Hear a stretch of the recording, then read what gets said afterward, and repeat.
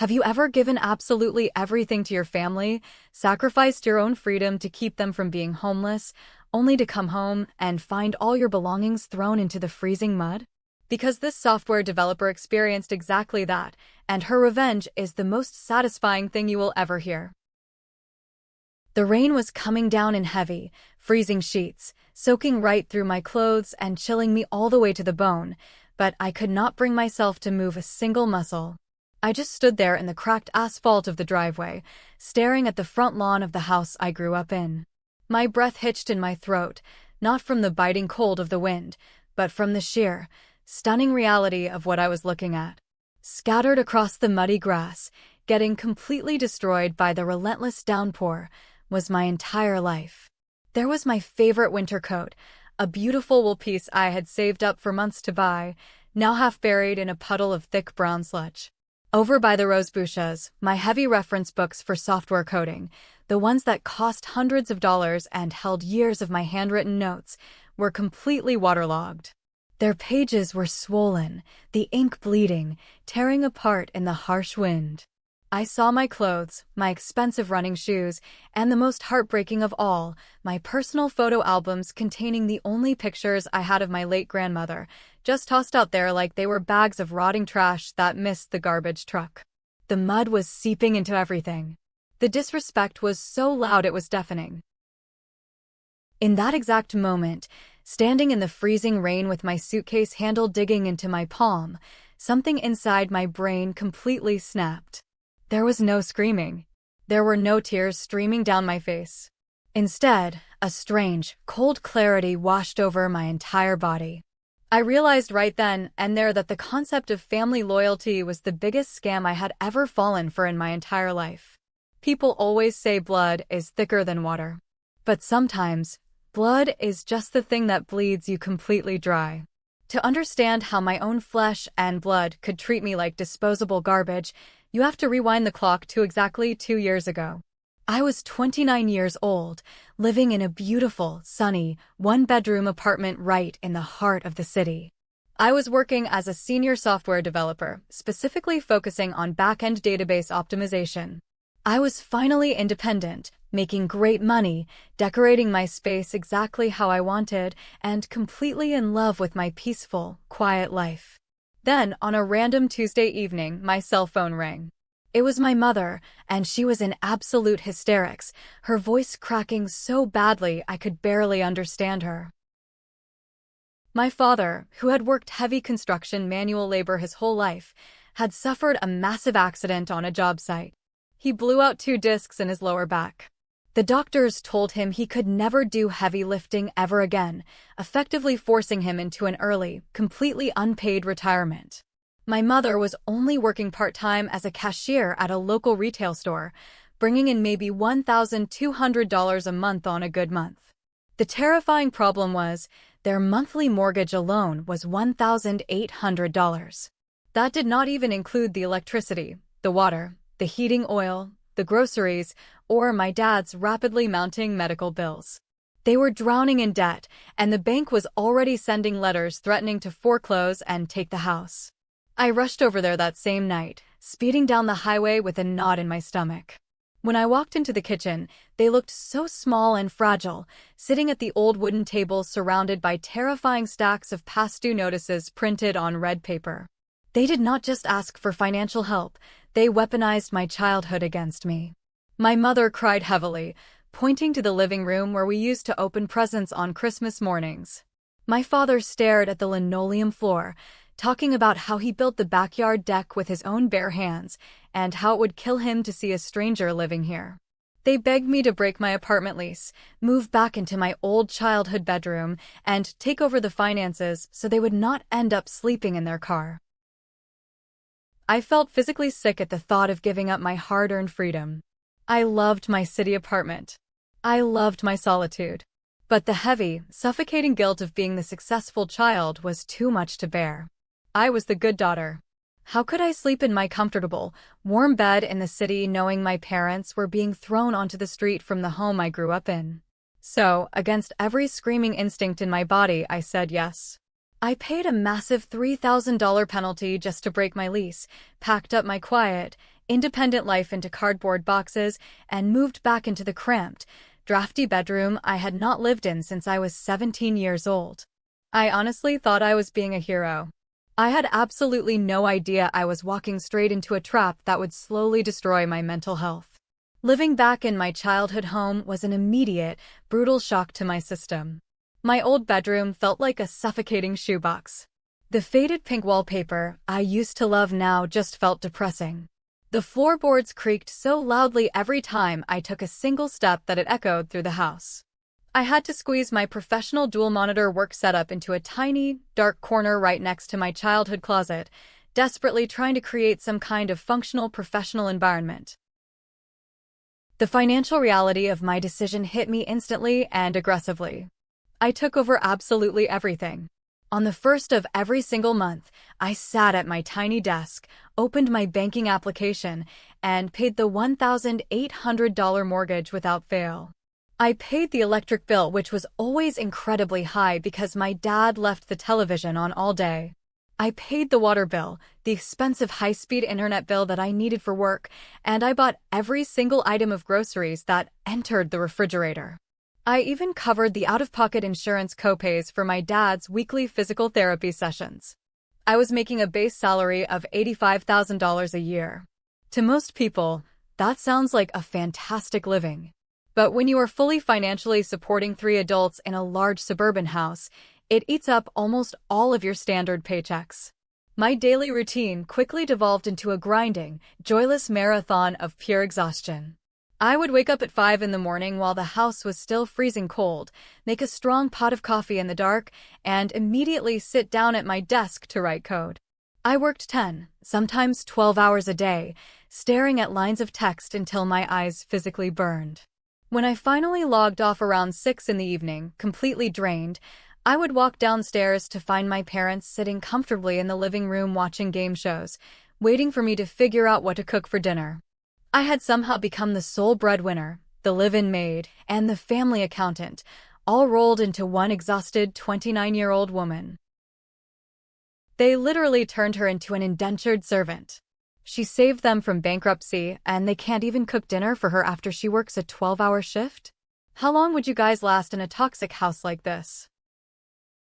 But there was one major thing I kept completely hidden from them. One massive, life-changing financial secret that I guarded with my life. In the specialized software industry, especially the back-end logistics niche I work in, your base salary is only part of the story. Whenever a complex program or database architecture I developed was sold to a major corporate tech giant, I received a substantial commission bonus. And these were not small, end-of-year holiday bonuses. Depending on the size of the corporate contract, these payments were sometimes $10,000, $15,000, or even $20,000 at a single time. My family had absolutely no idea this money existed. And I made a solemn promise to myself that they would never, ever find out. You see, my family is entirely financially illiterate. They view money as something that burns a hole in your pocket the second you get it. If they have $1, they will immediately spend $2.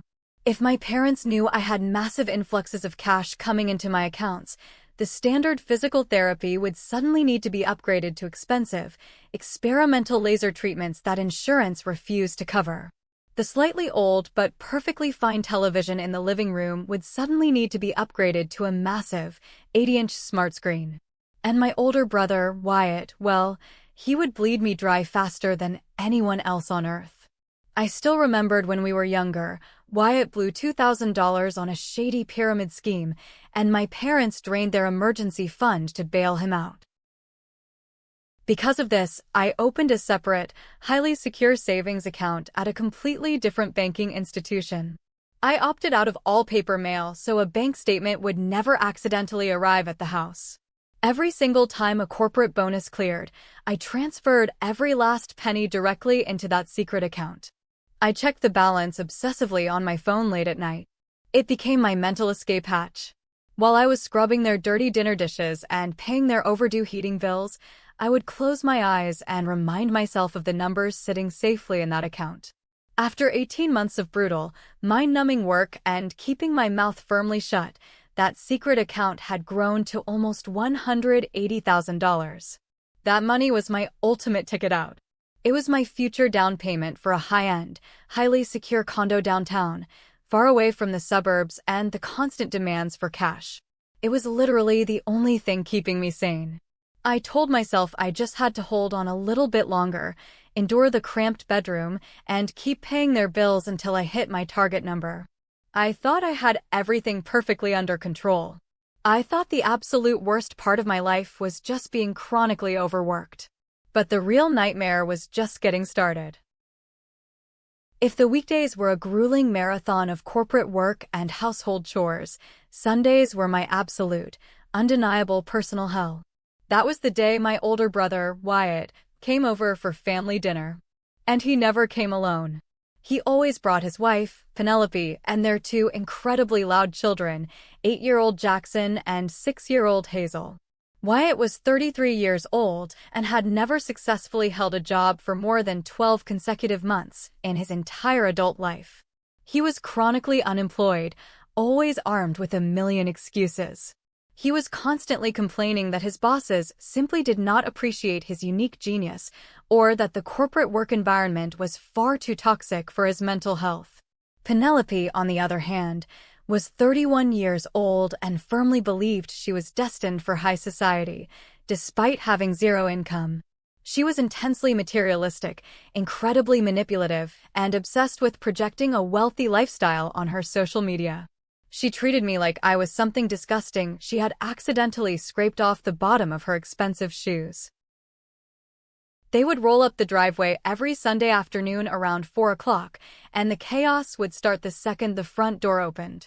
Jackson and Hazel would tear through the house like a Category 5 hurricane, screaming at the top of their lungs, breaking decorative items and leaving sticky, unidentifiable handprints on every single surface. Wyatt would immediately bypass everyone, collapse onto the most comfortable living room sofa, grab the television remote, and casually demand that my dad fetch him a cold beer from the fridge. And Penelope would stroll into the kitchen, looking me up and down with that fake, pitying smile she always wore like a mask. The dining table dynamics were honestly sickening to witness. My parents treated Wyatt like he was a conquering hero who had just returned from a glorious battle, even though he was unemployed, broke, and living in a cheap rental across town. My mother would pile his plate incredibly high with food, speaking to him in a soft, gentle voice, asking him how his stressful job hunt was going and telling him not to push himself too hard. Meanwhile, I was the one who had literally driven to the grocery store and bought the expensive dry roast chicken we were all eating. I paid for the electricity that cooked it in the oven. I bought the wooden table we were currently sitting at. Yet, I was treated like the hired kitchen help, expected to quietly pass the salt and clean up the napkins when they dropped them on the floor. Penelope loved to use these Sunday dinners to assert her imaginary dominance over me. I remember one specific Sunday very vividly. She was showing off a brand new, ridiculously expensive designer handbag. It was a famous Italian brand, easily worth over $2,000. She placed it right in the dead center of the dining table next to the gravy boat, making sure absolutely everyone had to look at it while they ate.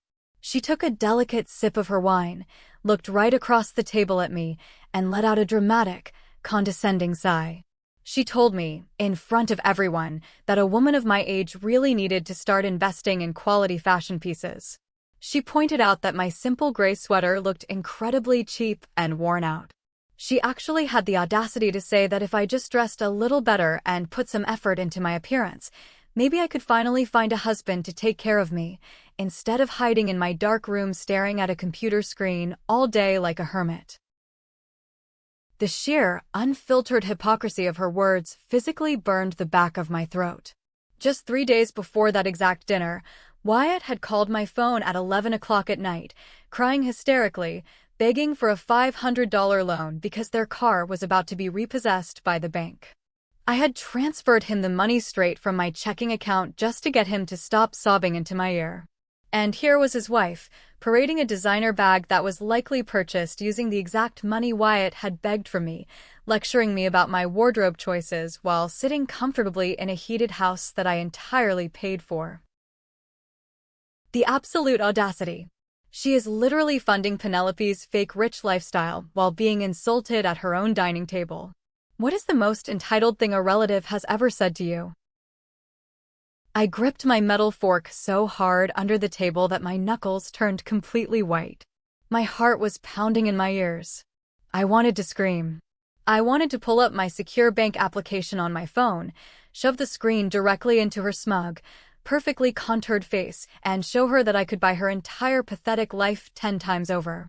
I wanted to expose Wyatt to the whole family for the pathetic, lying beggar he truly was. But I bit my tongue. I tasted a metallic hint of blood in my mouth, but I stayed completely quiet. I knew the rules of the game. If I blew my cover out of momentary anger, my secret wealth would be exposed, and the relentless demands for money from my parents and my brother would never, ever stop. I just stared down at my plate of chicken, letting her cruel insults wash over me, repeating my secret bank balance in my head over and over again like a religious prayer. I told myself it was only temporary. I just needed to survive a little longer. Fast forward to 6 months ago. The fragile, exhausting peace I had managed to build over a year and a half completely shattered into a million pieces. I had spent a rare, incredibly quiet weekend away visiting my best friend, Riley, at her small country cabin near the lake. It was the first time in over 18 months I had slept past 6 in the morning. I drank coffee on a silent porch. I felt like a normal human being again. But the moment my car turned onto my parents' suburban street late Sunday night, my stomach dropped straight into my shoes. The driveway was completely packed. Wyatt's beat-up silver sedan was parked haphazardly on the front lawn, crushing my mother's flower bed. A massive, scratched-up rental moving van was backed up aggressively right to the front steps. There were cheap cardboard boxes and black trash bags stuffed with clothes stacked hazardously all over the porch. The front door was wide open to the cold night air, and even from sitting inside my car on the street, I could hear Jackson and Hazel screaming and crying at the top of their lungs.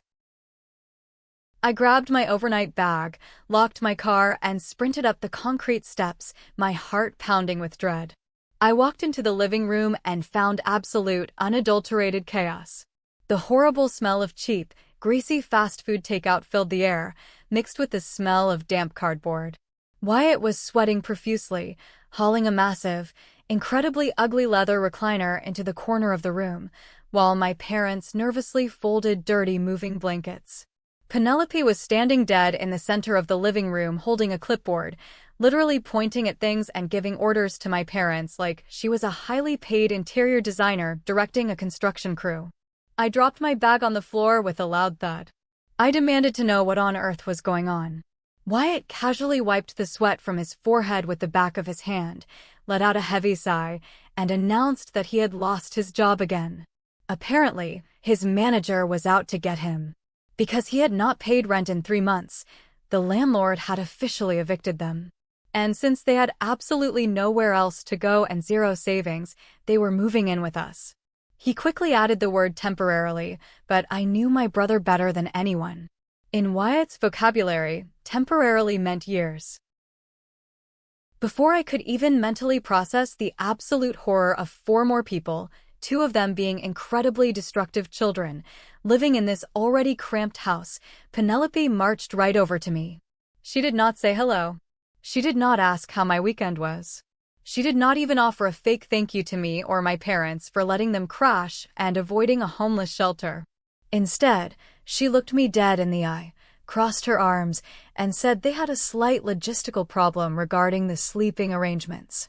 She announced, in a tone that expected zero pushback, that Jackson and Hazel were getting older and needed plenty of physical space to play and develop their motor skills. Therefore, she needed me to pack up all my things and move out of the large bedroom immediately so the kids could have it. She casually told me I could take the tiny, unheated storage room at the very end of the hall, the one that barely fit a twin mattress and had a window facing a brick wall. Oh, hell no. You do not kick the person paying the mortgage into a freezing closet. The sheer delusion of this unemployed couple is actually terrifying. I stared at her for a long moment, waiting for the punchline of the joke. When I realized her face was dead serious, the deep anger I had been violently swallowing for 2 years finally boiled over. I told her absolutely not. I explained, very clearly, very slowly, and very loudly, that my bedroom was also my professional home office. I worked from home 40 to 50 hours a week. I needed my large desk for my dual monitors, I needed the hardwired internet connection installed in that specific wall, and I was absolutely not moving into a freezing closet to accommodate her children. Then, I crossed a line I had never crossed before. I reminded her, for the very first time in front of the entire family, that my paycheck was the only reason this house even belonged to the family anymore. If I could not work, the mortgage would not get paid, and we would all be sleeping on the sidewalk. Penelope did not miss a single beat. It was like she had rehearsed this. She immediately started crying giant, fake crocodile tears. She used the ultimate, most toxic manipulation tactic in the book. She wailed loudly about family blood and sticking together during hard times. She turned dramatically to my parents, clutching her chest, asking them how they could raise a daughter so incredibly greedy and selfish that she would deny 2 innocent, homeless children a proper bedroom. She painted me as a cold, calculating, child-hating monster who cared more about computer screens and money than her own flesh and blood nieces and nephews. And the most terrifying, heartbreaking part of that entire performance was that it actually worked. My parents did not stand up and defend me. They did not remind Penelope that I was the financial savior of the household. They just looked away, staring at the floorboards, looking deeply embarrassed by my outburst, muttering quietly that we would just figure it all out later. I managed to keep my room by physically locking myself inside it, but from that Sunday night onward, my life turned into an absolute, inescapable waking nightmare. The house transformed from a quiet, mildly annoying suburban home into an active, hostile war zone. Every single morning, without fail, I woke up at 6 to the sound of children screaming, crying, or throwing heavy wooden blocks against the walls right outside my door. The kitchen floors, which I used to mop every weekend, were now permanently sticky from spilled apple juice and crushed sugary cereal that Penelope refused to sweep up. The single shared bathroom was a horrific disaster zone of wet, mildew-smelling towels, empty shampoo bottles tossed on the floor, and toothpaste smeared across the mirror. And Wyatt? Wyatt treated the house like an all-inclusive resort. He spent his days lying completely flat on the sofa in the living room, watching sports reruns at maximum volume. He consumed mountains of expensive groceries that I paid for, drinking all the milk and eating all the fresh fruit within hours of me bringing it home, while completely refusing to even open his laptop to look at job listings. My professional work suffered almost immediately. As a software developer, my job requires hours of deep, uninterrupted focus to write complex code without making errors. But Penelope seemed to make it her personal, vindictive mission to ensure I never had a single moment of peace. During critical, high-stakes video calls with high-level corporate clients, Jackson and Hazel would suddenly start banging their fists and kicking my locked door. They would scream at the top of their lungs that they wanted to come in and play video games on my big computer monitors. The noise was deafening. I would have to frantically mute my microphone, awkwardly apologize to my clients for the unprofessional background noise, and pray to God they did not report me to my boss and get me fired. I desperately tried to establish basic boundaries. I went to my parents, practically begging them for help. I asked them to have a formal sit-down conversation in the kitchen. I laid out the financial facts. I explained that if I lost my highly paid job because of the constant disruptions and unprofessional environment, the mortgage would absolutely not get paid, the electricity would be shut off, and we would literally all be homeless within 60 days. Their reaction completely and permanently broke my heart. Instead of backing the daughter who was literally working herself to the bone to keep a roof over their heads, they actively gaslighted me. My mother sighed heavily, looking at me like I was a difficult, overly dramatic teenager.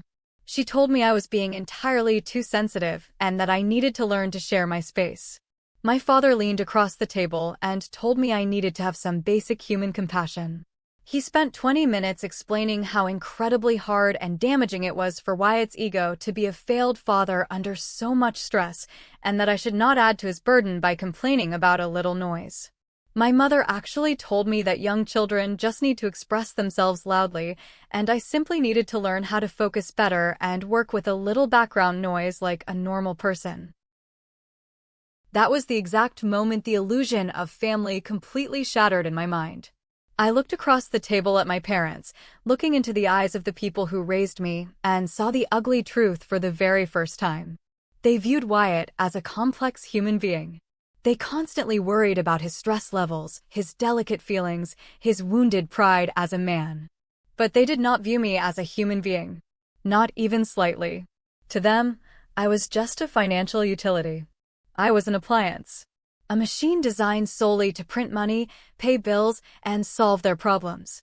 They expected me to function perfectly without feelings, without basic needs, without rest, and most importantly, without the right to ever complain. The deep emotional bond one thought I was protecting by moving back home 2 years ago did not exist. I was entirely, terrifyingly alone in that house. The absolute breaking point, the definitive moment that pushed me completely over the edge of sanity and changed my life forever, happened on a random, gloomy Tuesday afternoon. I had stepped out of the house for exactly 45 minutes.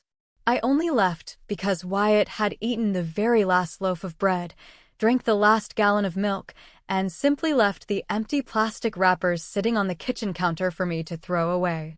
I had to run to the grocery store on my lunch break to buy food so I could make myself a sandwich. When I returned, carrying 2 heavy paper bags of groceries up the stairs, all I wanted to do was drop off a snack at my desk before jumping into my next 3-hour coding sprint. I balanced the bags on my hip, unlocked my bedroom door, stepped inside, and completely froze. My sacred, highly organized work setup had been violently violated. My expensive, high-speed Ethernet cable, the absolute lifeline for my massive corporate file transfers that I relied on daily, was lying dead on the hardwood floor. It had not just been unplugged. It had been deliberately and cleanly snipped right in half. Beside it, lying on my desk chair, were my $300 premium noise-canceling headphones. They were completely ruined, aggressively smeared with a thick, sticky layer of chunky peanut butter.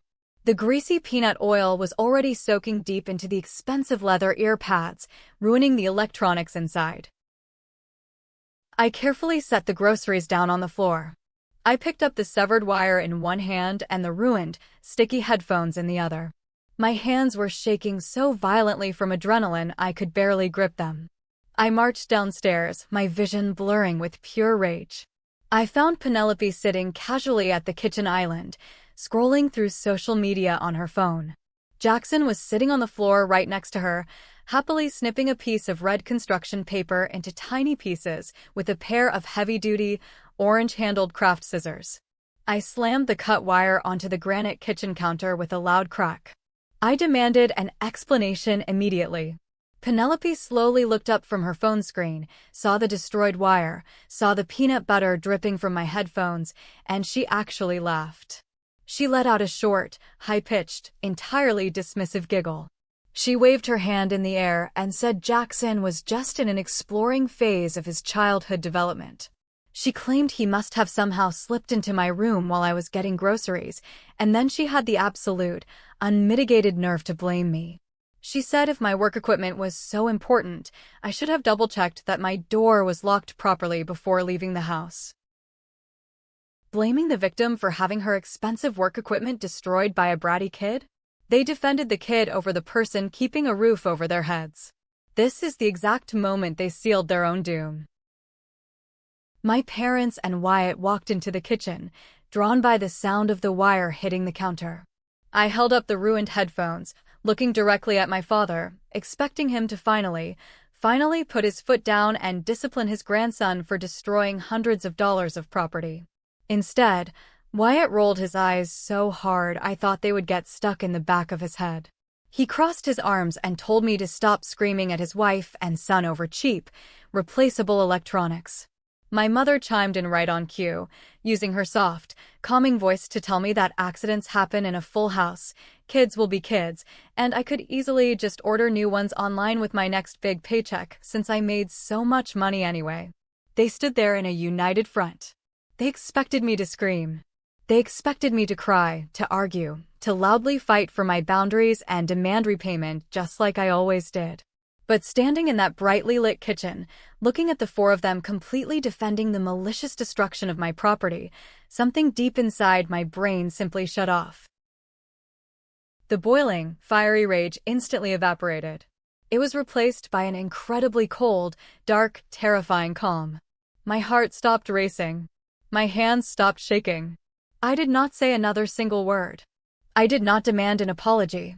I did not ask for the money to replace the items. I slowly picked up the ruined headphones and the useless wire, turned around, and walked back up the wooden stairs in total, absolute silence. I could hear Penelope making a snide, mocking comment to Wyatt behind my back, something about me throwing a temper tantrum, but I did not care. I walked into my room, closed the heavy door, and engaged the metal deadbolt. I threw the ruined items into the trash can. In that chilling silence, sitting on the edge of my squeaky childhood bed, I made a solemn vow to myself. I was completely, 100% done. I was done arguing with brick walls. I was done defending myself. I was done paying for groceries they ate without a thank you. I was done treating these toxic people like family. From that exact second forward, they were strangers to me. They were just parasites living under a roof that I temporarily funded. And I was going to cut them off so cleanly, so ruthlessly, that they would not even realize they were bleeding out until it was entirely too late. The gears in my head started turning at light speed. The anger was gone, replaced by pure strategy. My escape plan was officially in motion, and I was going to make sure they lost absolutely everything. The universe has a very strange way of rewarding you right when you think you are about to completely lose your mind. About 2 weeks after the horrific incident with the peanut butter and my destroyed headphones, I was sitting at my desk, staring blankly at lines of code, feeling entirely dead inside. Then, a notification popped up on my email. It was from the corporate finance department of my company. We had just successfully closed the biggest software infrastructure deal of the entire fiscal year. Because I was the lead developer on the back-end architecture, my commission percentage was the highest it had ever been. When I logged into my secure banking portal to check the incoming transfer, I actually stopped breathing for a few seconds. The bonus was $60,000. After taxes, it was a massive injection of pure, unadulterated financial freedom. I immediately transferred it into my secret, hidden savings account. The numbers updated on my screen. My total secret balance had officially crossed the $240,000 mark. I did not celebrate. I did not buy myself a bottle of champagne or order a nice dinner.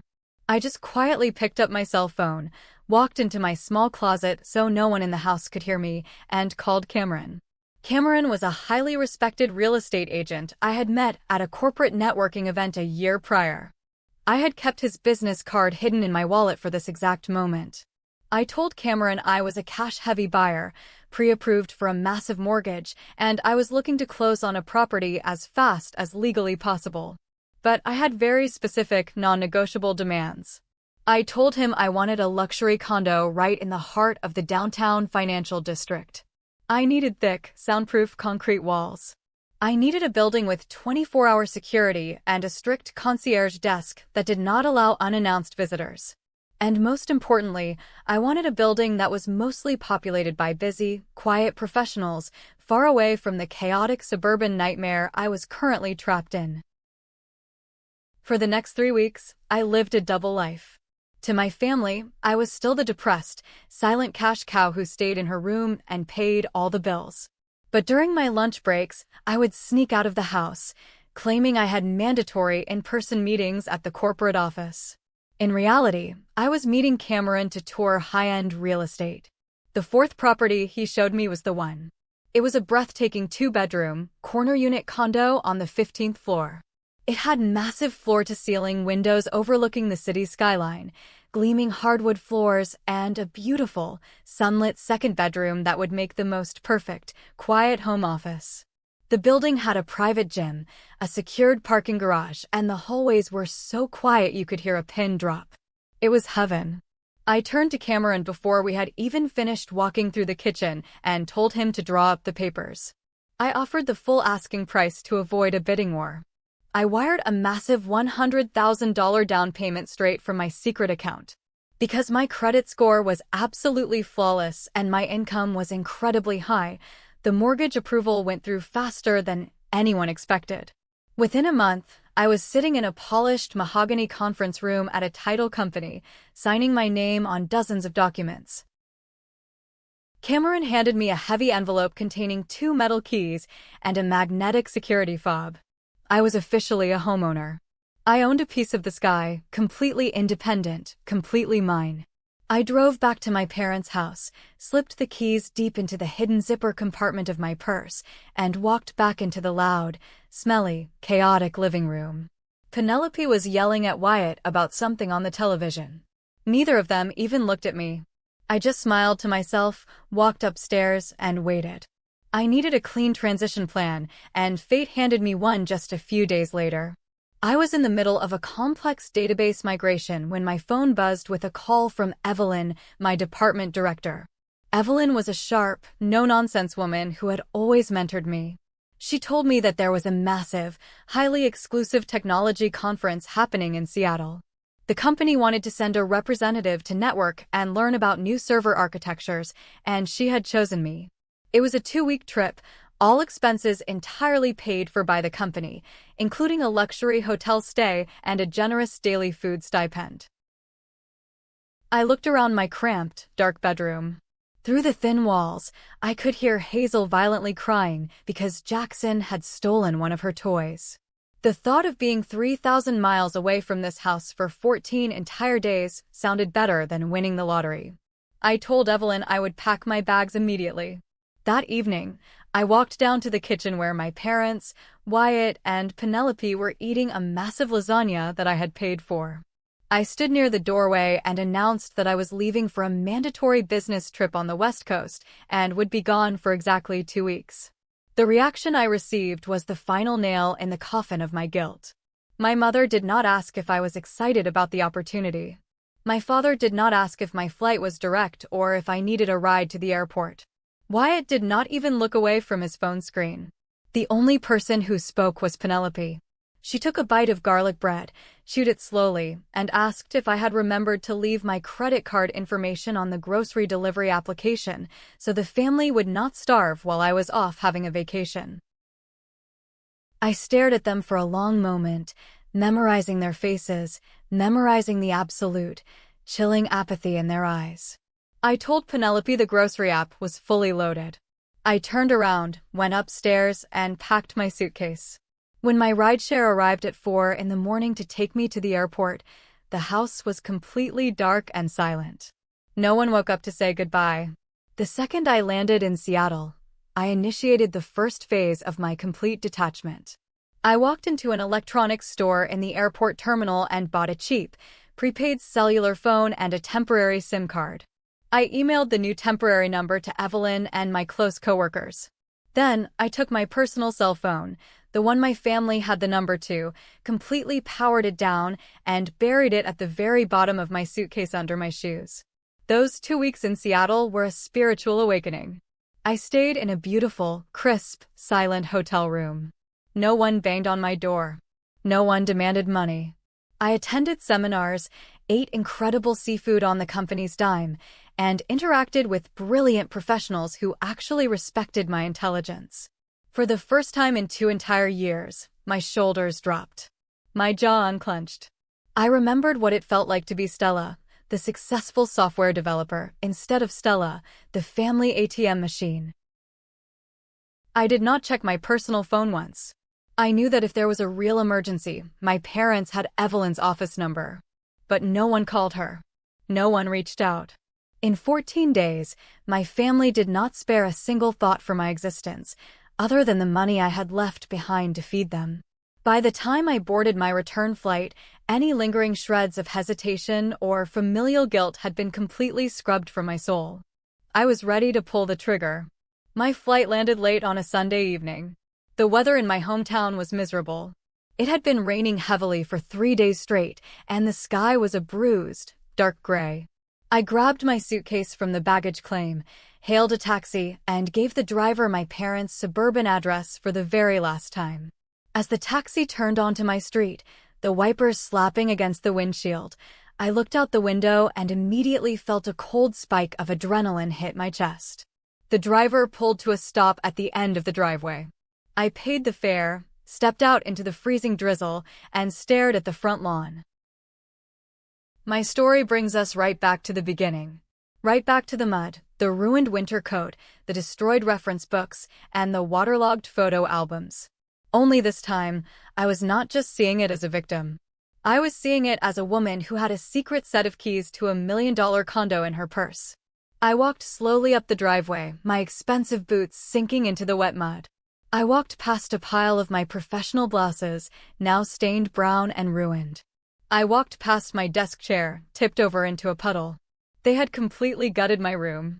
Everything I owned, minus the heavy furniture, had been unceremoniously dumped outside into the elements while I was thousands of miles away working to pay for the roof over their heads. I reached the front porch. Taped directly at eye level on the front door was a piece of lined notebook paper. It was wrapped in clear packing tape to protect it from the rain. I recognized Penelope's loopy, overly dramatic handwriting immediately. The note was short, brutal, and entirely devoid of basic humanity. It read, "The kids are getting too big to share a room. They need their own space to grow. We moved your office stuff out. If you want to keep living here, you can sleep down in the damp basement near the furnace. Your choice." I am physically shaking with anger right now. They threw the only photos of her grandmother into the freezing mud. They literally threw away the only person keeping them alive. I stood on the porch, letting the cold rain drip down the back of my neck, reading those words over and over again. They had actually done it. Wyatt and Penelope had successfully staged a hostile takeover of my bedroom, and my parents had stood by and let them throw my entire life into the mud. I reached out and knocked on the heavy wooden door, 3 loud, sharp raps. I heard footsteps approaching. The deadbolt clicked, and the door swung open. They were all standing there. It was like a twisted family portrait. Wyatt was standing with his arms crossed over his chest, trying to look physically intimidating. Penelope was standing slightly in front of him, wearing that same smug, victorious smirk she always wore when she thought she had won. Behind them, hovering in the hallway near the kitchen, were my parents. My father was staring intently at the floorboards, completely refusing to make eye contact with me. My mother was nervously wringing her hands together, looking slightly guilty, but absolutely unwilling to step forward. They stood there in absolute silence, waiting for the explosion. They were waiting for me to drop my suitcase, fall to my knees, and start screaming. They were waiting for the tears, the begging, the desperate pleas for my room back. Penelope's eyes were practically shining with cruel anticipation, ready to deliver another speech about how selfish I was. But they had no idea who they were dealing with anymore. I looked at Wyatt's crossed arms. I looked at Penelope's arrogant smirk. I looked at my parents' cowardly silence. And then, something completely unexpected happened. I started to smile. It was not a fake, polite smile. It was a massive, genuine, ear-to-ear grin that reached all the way to my eyes. The absolute bewilderment that washed over Penelope's face was the most satisfying thing I had ever seen in my life. Her smirk faltered. Wyatt dropped his arms, looking confused and slightly unnerved by my reaction. I let out a bright, cheerful laugh. I looked right at Penelope and told her that she was absolutely right. I said that Jackson and Hazel were definitely growing up fast, and they absolutely deserved the biggest bedroom in the house. I told her I completely understood her decision. My mother finally looked up, her brow furrowed in deep confusion. She asked me, her voice trembling slightly, if I was going to move my things down to the basement then. I shook my head, my smile never wavering. I told them that the basement was far too damp for my computer equipment, so I had actually decided it was time for me to officially move out and find my own place. Wyatt immediately puffed out his chest, completely misreading the situation. He thought I was bluffing, trying to make them feel bad. He loudly announced that he had actually just gotten hired for a new job last week. He boasted that it was a management position with a great salary, and that the family did not need my attitude or my money anymore. He told me they would be perfectly fine without my help. The relief that washed over me was intoxicating. I clapped my hands together once, the sound echoing sharply on the porch. I told Wyatt that was the most wonderful news I had ever heard. I told him I was so incredibly proud of him for finally stepping up to be the man of the house. I looked at my parents and said that since Wyatt was now making a great salary and could easily cover the $1,800 mortgage, the utilities, and the groceries, I could leave with a completely clear conscience. Before any of them could say another word, before they could even process the trap Wyatt had just walked them right into, I turned around and walked back down the porch steps. I walked straight to my car parked in the driveway. I opened the trunk, pulled out my high-end work laptop, and set it right on the wet hood of my car in the rain. I opened the screen. Thanks to my phone's hotspot, I had an instant internet connection. Right there in the driveway, while my entire family watched from the front door like confused statues, I logged into my bank portal. I clicked on the automatic payments tab. It was beautiful. With one click, I canceled the monthly mortgage transfer. With a second click, I canceled the automatic payment for the electricity. A third click canceled the water and trash collection. A fourth click severed the high-speed internet account. Within 90 seconds, I had completely and totally financially decapitated them. Yes, that is exactly what you do. 4 clicks and the free ride is permanently over. The golden boy can step up and pay all the bills now.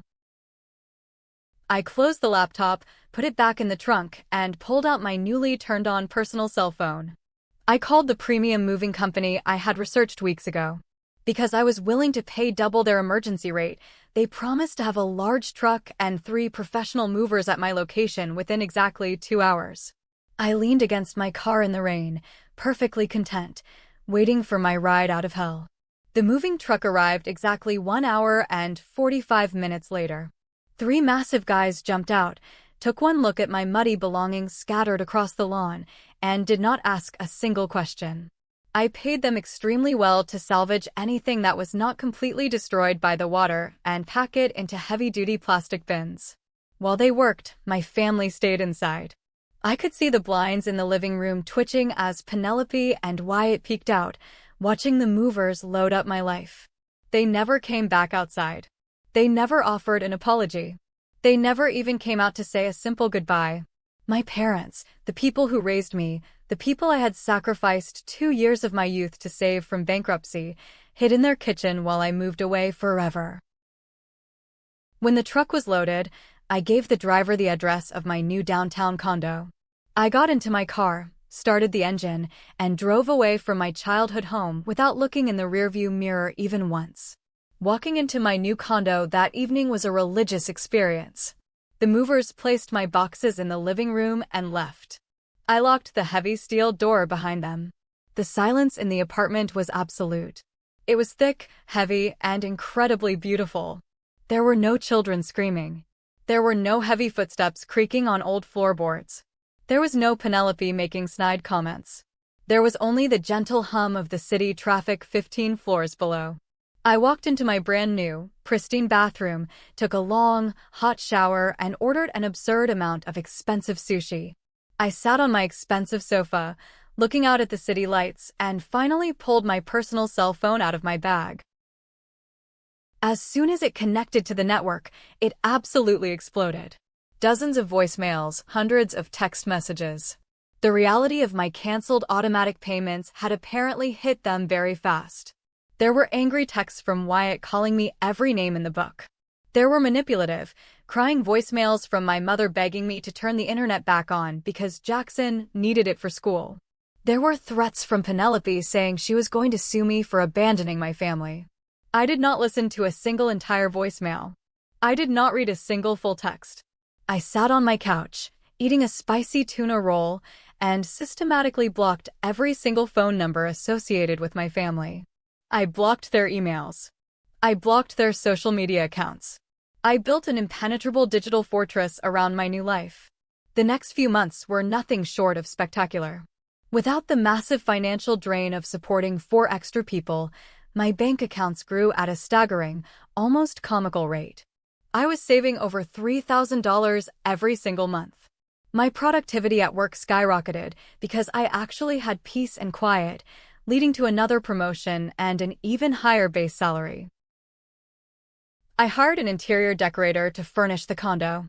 I joined a luxury gym down the street. I started dating a wonderful man who actually respected my ambition and treated me like a partner, not an ATM. I traveled to Europe for a vacation.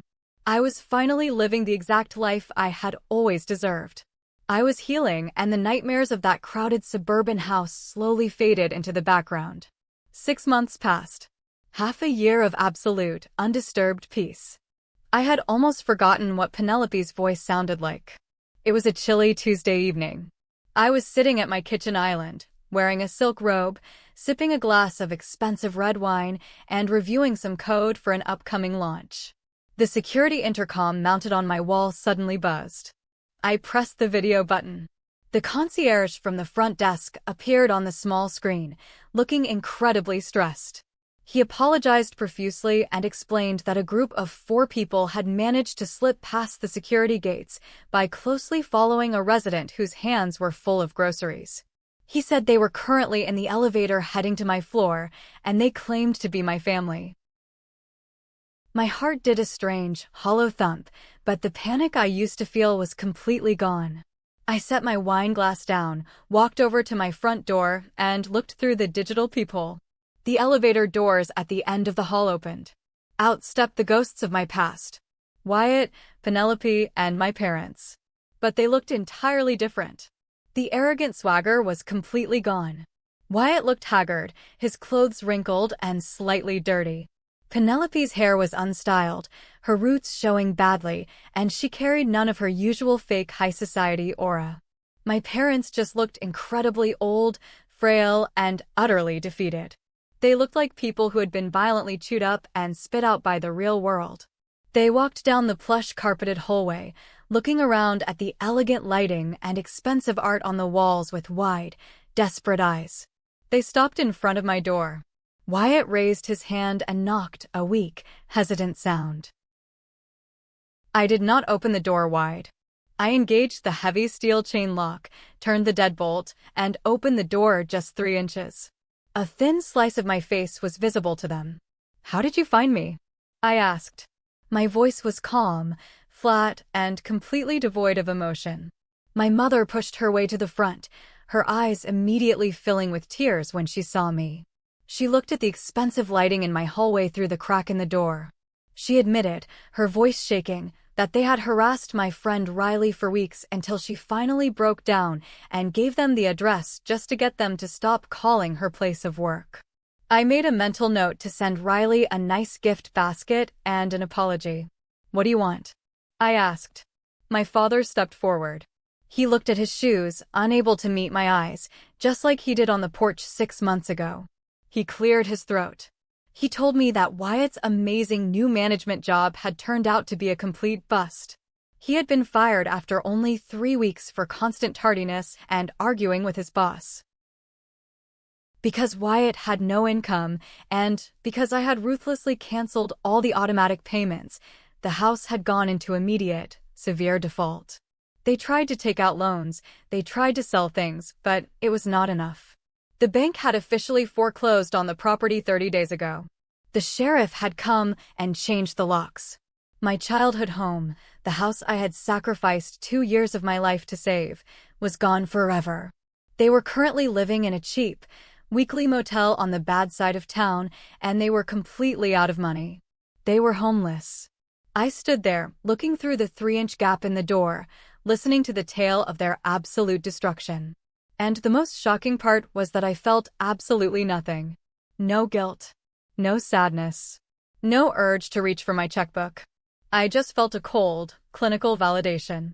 Penelope, apparently unable to suppress her toxic nature even when facing homelessness, aggressively pushed her way to the front. She grabbed the edge of my door, trying to push it open, but the heavy steel chain held firm. She looked past my shoulder, her eyes darting around my pristine, expensive condo. She told me that since I obviously had so much space, and since I was clearly doing so well for myself, the only logical solution was for them to move in with me. She actually had the unmitigated audacity to look me in the eye and say the exact words, "Family sticks together during hard times, Stella. You cannot just leave us on the street." Oh, so now family sticks together? Where was that sweet family loyalty when her belongings were soaking in the mud? She should have laughed even louder in her face. A laugh bubbled up from deep inside my chest. It started small, and then grew into a loud, echoing laugh that filled the hallway. I laughed so hard my eyes watered. Penelope recoiled, looking deeply offended. When I finally caught my breath, I leaned close to the crack in the door. I looked Penelope dead in the eyes, stripping away every ounce of politeness I had ever possessed. I asked her if she remembered the rain. I asked her if she remembered the freezing mud. I described, in vivid, excruciating detail, exactly what my winter coat looked like when she threw it into the dirt. I described the ruined pages of my books. I reminded them of the peanut butter on my headphones, the cut internet cable, and the cruel note taped to the front door telling me to sleep in a damp basement. I looked at my parents. I told them that they had made their choice very clear 6 months ago. They chose their golden boy. They chose to protect the son who bled them dry and the daughter-in-law who treated them like garbage, over the daughter who was literally working herself to the bone to keep a roof over their heads. I told them they placed their bets on Wyatt, and now they had to live with the payout. My mother started sobbing violently, her hands reaching through the crack in the door, begging for forgiveness, begging me to just let them sleep on the floor for one night. My father started to cry too, apologizing over and over, saying he was a terrible father. I looked at them, feeling completely empty. I told them that true family does not treat you like a disposable ATM machine. True family does not throw your life into the dirt. I told them they were just strangers who shared my DNA, and they were no longer my problem. I reached up, placed my hand flat against the heavy steel door, and pushed. Penelope tried to block it with her foot, but I pushed harder. The door closed with a loud, final, echoing slam. I turned the heavy deadbolt until it clicked loudly into place. I stood in my foyer for a moment, listening to my mother wailing in the hallway, listening to Wyatt cursing my name, listening to Penelope demanding I open the door. I did not move. I just listened to the sound of my past desperately trying to claw its way back into my present. Eventually, the concierge came up with building security and escorted them off the premises. The hallway fell completely, beautifully silent once again. I walked back into my kitchen. I picked up my glass of expensive red wine. I walked out onto my private balcony, feeling the cool city breeze against my face.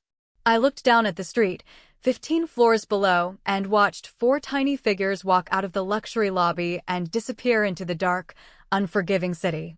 I took a slow sip of my wine, went back inside, and went back to work.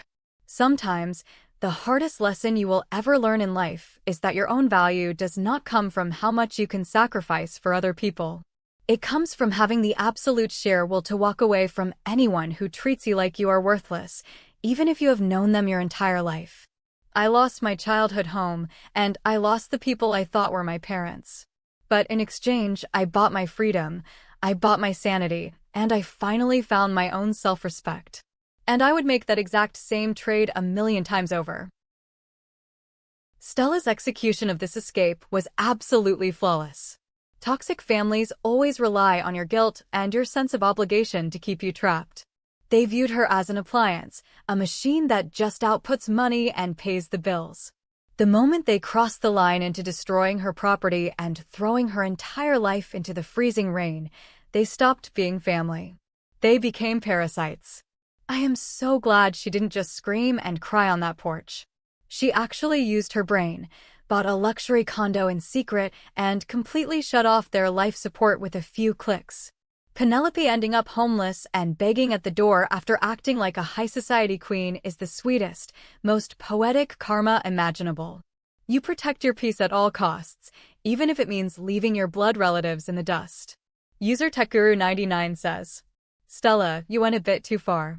Canceling the internet is one thing, but stopping the mortgage and letting your parents become homeless is pretty cold-blooded.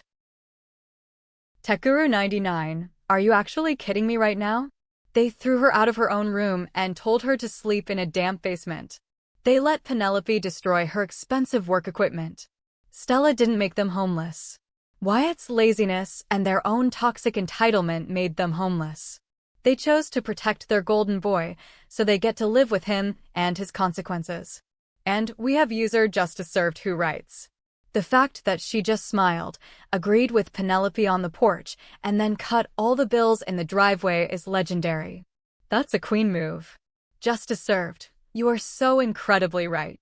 The smile was the ultimate weapon. They wanted a dramatic reaction. They wanted her to beg and cry. Giving them exactly what they asked for, but ruthlessly taking away the money, was absolute perfection. Thank you so much for hanging out today and diving into this madness with me. Your love, your support, your time, it always means the absolute world to me. Please don't forget to hit that like button, leave a comment, and subscribe to the channel. I'll see you in the next one.